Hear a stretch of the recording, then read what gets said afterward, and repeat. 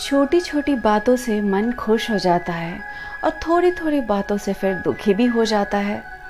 ऐसा तो सभी के साथ होता होगा ना, हमारे साथ भी और आपके साथ भी। नमस्कार, मैं संगीता आज इसी टॉपिक को लेके आई हूँ। चर्चा का विषय ये है कि हर किसी के जीवन में आज दुख है, कल भी था और हमेशा रहेगा, क्योंकि जीवन में दुख और खुशी ये दोनों होना तय है। किसी का भी जीवन बिल्कुल परफेक्ट नहीं है, लेकिन अक्सर लोग सोचते हैं कि हमारा जीवन परफेक्ट हो और दूसरों को देख के ये सोचते हैं कि उनका जीवन कितना सुंदर है, काश मेरा जीवन भी वैसा होता। गीता उपनिषद और पुराणों में भी लिखा है कि सुख और दुख से बाहर निकलकर मोह माया को त्याग दीजिए और ऐसे आनंद की प्राप्ति आपको होगी जिसकी आप कामना करते हैं। हर कोई चाहता है इस सुख दुख के मायाजाल से बाहर निकलना, क्योंकि हमेशा सुख और दुख ये दोनों एक ऐसी चीज़ें हैं, ऐसा भाव है जो जीवन में आएंगे ही और जाएंगे भी। इसलिए इसको स्वीकार कर लेने में ही हमारे जीवन की सच्चाई है।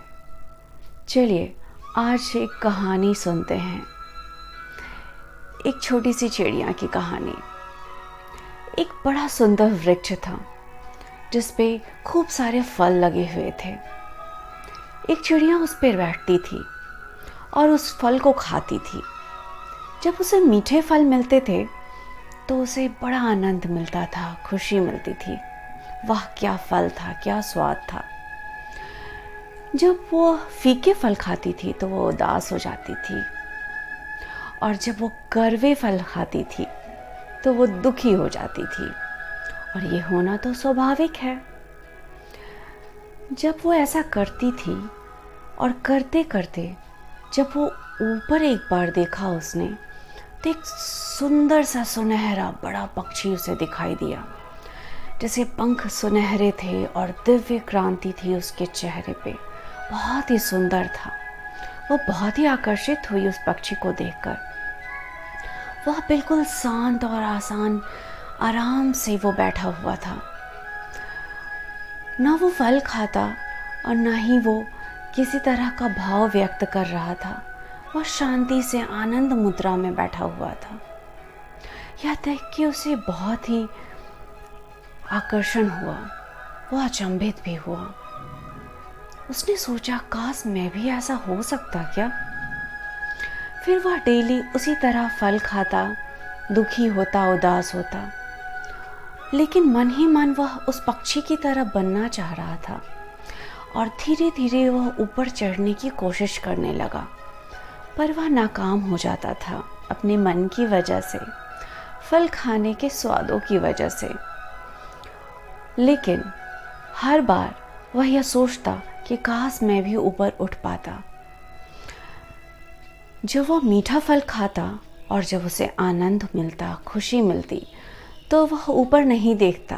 लेकिन जब वह कड़वे फल खाता, फीके फल खाता, तो जब वो दुखी हो जाता तब उसकी नज़र ऊपर जाती और उस पक्षी के प्रति जो सुंदर और शांत मुद्रा में, आनंदचित मुद्रा में बैठा हुआ था। और ऐसे ही दिन बीतने लगे और उसने ऊपर चढ़ने की कोशिश जारी रखी।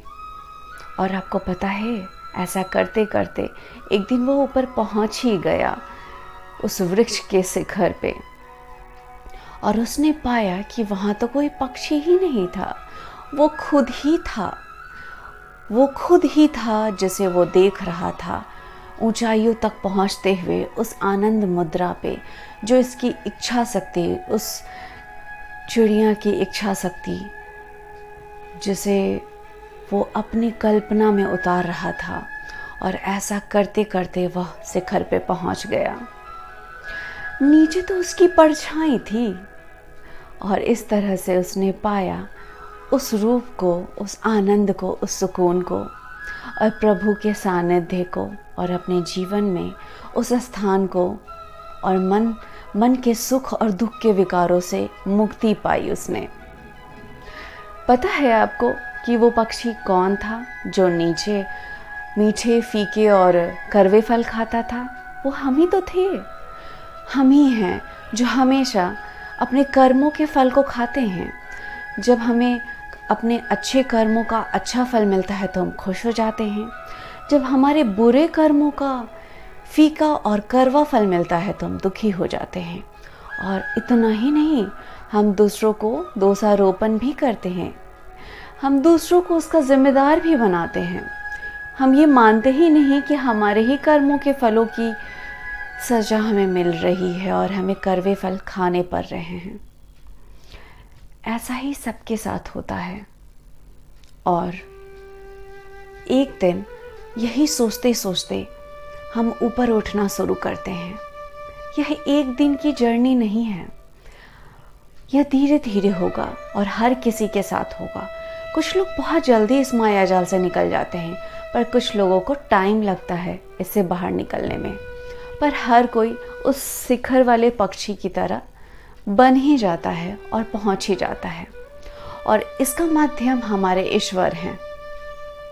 इसीलिए हमें हर दिन सुबह उठना चाहिए, नहाना चाहिए, घर की साफ सफाई करनी चाहिए, जोत जलानी चाहिए और घर में सकारात्मक ऊर्जा का प्रसार करना चाहिए, पूजा करनी चाहिए, गीता पुराण उपनिषद पढ़ना चाहिए, मंदिर जाना चाहिए और अच्छे कर्म करना चाहिए। सबसे इम्पॉर्टेंट काम अच्छे कर्म।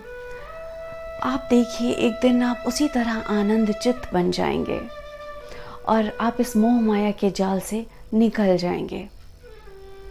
और इस तरह से आपका जीवन भी उस सुनहरे पक्षी की तरह हो जाएगा।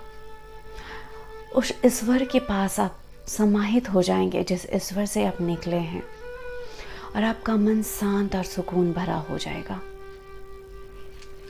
धन्यवाद।